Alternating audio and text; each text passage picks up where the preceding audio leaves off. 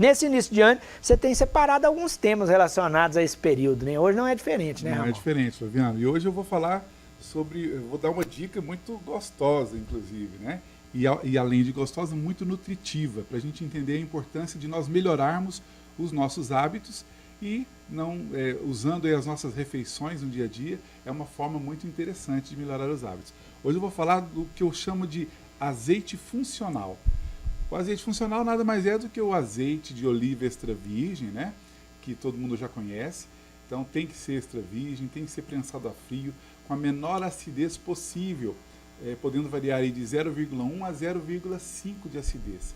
O azeite, né, é fonte genuína de antioxidantes, né, e de ômega 3 de origem vegetal. Então é uma gordura muito saudável, é uma gordura que ajuda no controle das gorduras nossas do sangue, como colesterol, como triglicerídeos, né, ajuda no controle, ajuda a reduzir, inclusive, e ajuda o nosso coração a funcionar melhor, o nosso cérebro e sistema nervoso a funcionar melhor, entre outras vantagens, né? Ajuda a melhorar aí o trânsito intestinal.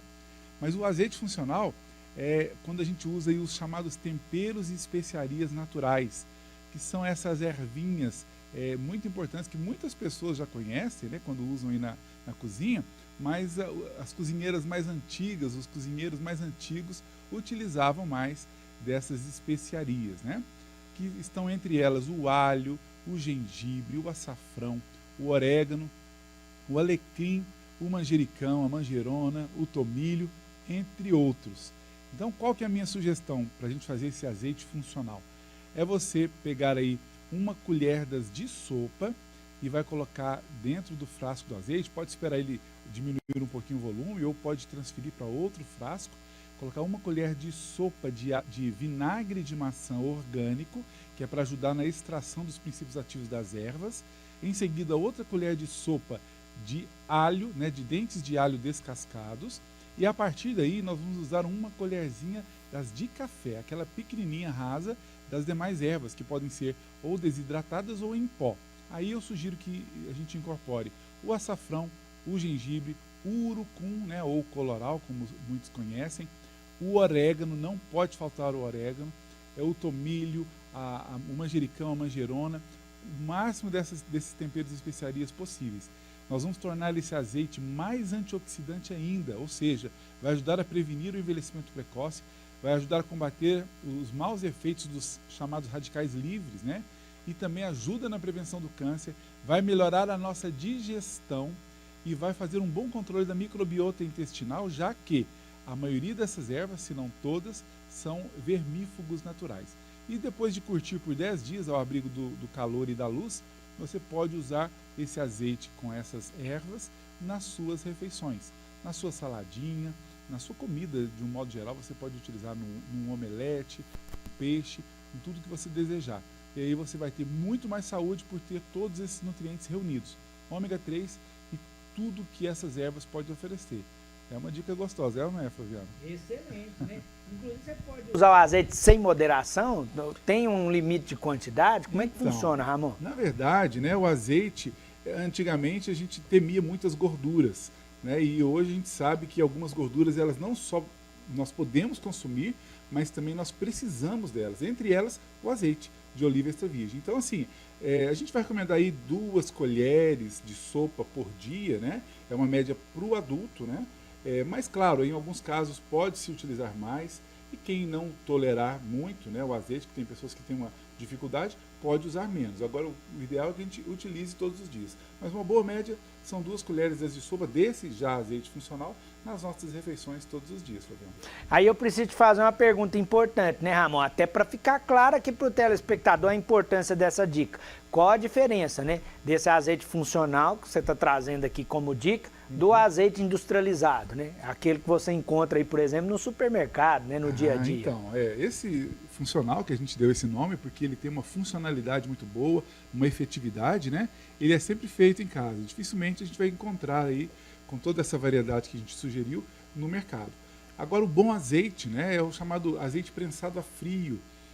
São azeites tradicionais aí, já conhecidos. No mercado a gente encontra. A gente não compra azeite mais em lata. A gente só deve comprar azeites em vidros, né? E vidro âmbar. O que é um vidro âmbar? Vidro de cor escura, né? Seja ele marrom, seja ele verde. Então, sempre em vidro, sempre com acidez. A gente tem que observar muito a acidez do azeite. Tem aí acidez maior, que é o chamado azeite virgem. Não é esse que eu estou recomendando. Eu estou recomendando o azeite extra virgem de baixa acidez, de 0,1 até 0,5. Esse é o azeite ideal para que você faça em casa o azeite funcional, introduzindo essas ervas que a gente sugeriu. Eu sempre falo que o telefone está à disposição do telespectador. O Ramon, inclusive, já até respondeu aqui a pergunta do Ricardo, né? Ele está perguntando a melhor forma de acondicionar, de guardar o azeite, né? Você já citou, tem que ser no vidro, tá, gente? Exatamente. Plástico, em lata, não é o recomendado. Não é mesmo, né? E, claro, se tratando de azeite, não precisa, né? É o Ricardo, né, que perguntou. Isso. Obrigado pela participação e pergunta, Ricardo. Não precisa ser em geladeira, né? E ele tem uma boa conservação, ainda mais introduzindo essas ervas, que todas elas têm efeito antifúngico, antiviral, antimicrobiano, então elas vão durar muito tempo e você pode usar tranquilamente isso no dia a dia. Os benefícios, Flaviano, é claro que a gente não cita todos, porque cada uma dessas plantinhas é uma lista de benefícios, né? Tem estudos recentes mostrando que o orégano, essa plantinha aí, ela é originária do Mediterrâneo, mas ela é muito popular no Brasil, quase todo mundo conhece o orégano. O orégano tem uma propriedade de alongar os telômeros. Os telômeros que ficam no núcleo do nosso DNA. Então, ele aumenta a expectativa de vida do ser humano. Então, a gente precisa consumir orégano diariamente, de preferência. E uma forma gostosa e fácil é dessa forma. Muita gente me pergunta, e por isso que eu falo muito do azeite funcional, da dificuldade de usar todos esses temperos e especiarias naturais no dia a dia, né? Então, se você fizer dessa forma, já é uma forma de você consumir de uma maneira muito agradável. Dica importante, tá? Inclusive eu tenho aqui mais dúvidas. Ramon, o uso contínuo de chá de gengibre pode causar algum mal? Identificou quem perguntou? Não falou o nome. De toda forma, a gente agradece a participação, a pergunta. Então, né, eu como especialista em plantas medicinais, eu vejo muito vídeo na internet, muitos profissionais falando, e claro, né, é louvável esse momento onde toda a medicina, né, e todos os profissionais estão descobrindo as plantas ou redescobrindo as plantas medicinais, e isso é muito positivo. Mas é claro que nem todo mundo tem o preparo para lidar com plantas medicinais, para prescrever plantas medicinais. E é o que a gente faz cotidianamente no nosso consultório. Mas um detalhe que eu sempre passo como dica: nenhuma planta medicinal deve ser utilizada todos os dias, sem a recomendação de um profissional especialista. Então, seja o gengibre, seja outro, você pode usar ali o chá dessas plantas de 2 a 3 vezes por semana no máximo. Isso para adultos sem comorbidades. Como tempero e especiaria natural, que a gente deu a dica aí no próprio azeite funcional, aí sim, como as doses são muito pequeninas que a gente usa todos os dias, você pode usar despreocupadamente todos os dias. Mas como chá, nenhuma erva deve ser usada mais do que 2 ou 3 vezes por semana sem o devido conhecimento. Eu tenho aqui a participação do Sebastião Amaral Braga. Obrigado, viu, Sebastião? Ele está dizendo que machucou o joelho, né? Machucou o menisco. Aí tem tratamento natural? Sim, claro. Sebastião, um abraço, viu? Obrigado pela participação, pela pergunta. É claro que, no caso de lesões, né, a pessoa deve procurar o pronto atendimento, deve procurar ali um ortopedista, no caso do Sebastião, para identificar qual que é a lesão e como é o tratamento inicial. Mas para ajudar aí na regeneração, né, dos tecidos osteoartríticos, nós temos diversas possibilidades. Eu não sei se o seu joelho está descoberto, né? Mas se estiver descoberto e não estiver com ferimento aberto, já estiver cicatrizado, por exemplo, uma boa proposta é usar, por exemplo, a argila, alguma argila escura, preta ou verde, junto do chá de confrei. Confrei é uma planta maravilhosa, né? Cujo nome científico é Symphytum officinalis. Essa planta, molhando ali, né, umedecendo a argila e aplicando sobre o local, deixar essa aplicação meia hora por dia, vai acelerar a regeneração dos tecidos osteoartríticos, diminuindo em até 1/3 a colagem do osso, por assim dizer. Então tem essa dica aí, mas claro, quando a gente faz um tratamento acompanhado, a gente tem outras sugestões, inclusive de prescrição. Eu tenho a participação também do Paulo, aí ele já fez 2 perguntas em uma, né? Vou te dar essa colher de chá, viu, Paulo? Ele quer saber o seguinte, Ramon, o que usar no caso de inflamação na próstata e como fazer para baixar a ferritina no sangue. Sim, Paulo, um abraço, bom dia, obrigado pela participação. Uma pela coisa pergunta. que pode estar relacionada à outra, né, Ramon? Então. Ferritina alta pode significar, né, questão de inflamação. Né? Perfeito, é o que eu ia dizer. Estou aprendendo. Tá sabendo muito. Então, olha que detalhe importante. Primeiro, que a hiperplasia benigna da próstata, por estranho que pareça, este organismo desta pessoa está inflamado.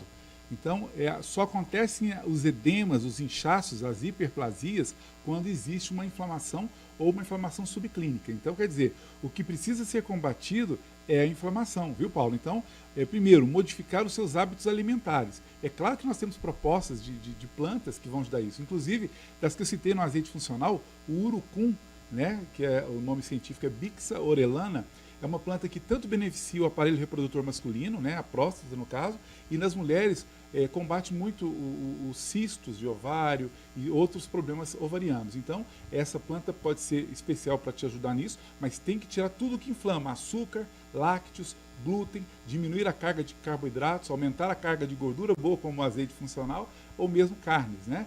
E isso para inflamação. E como o Flaviano mesmo disse, o fígado inflamado, porque quando a pessoa está com excesso de ferro, tem que estar o ferro alto e a ferritina alta. Mas quando é só a ferritina, em geral, claro que eu não estou dando a consulta aqui, mas é dizer que pode ser uma inflamação desse fígado, que da mesma forma você pode melhorar essa condição. Ferritina alta e também a parte da hiperplasia benigna da próstata. E para encerrar, tem a participação do Ricardo, aí está relacionado ao tema que o Ramon trouxe hoje, né? É lá do Porto Velho. Obrigado, viu, Ricardo? Ele quer saber o seguinte, se aquecer o azeite, ele perde suas propriedades? Boa pergunta. Você já falou que perde. Então, boa pergunta, viu, Ricardo? E é bom esclarecer, porque até pouco tempo atrás, né, eu era um estudioso de azeites, eu sabia as marcas, tudo sobre azeite.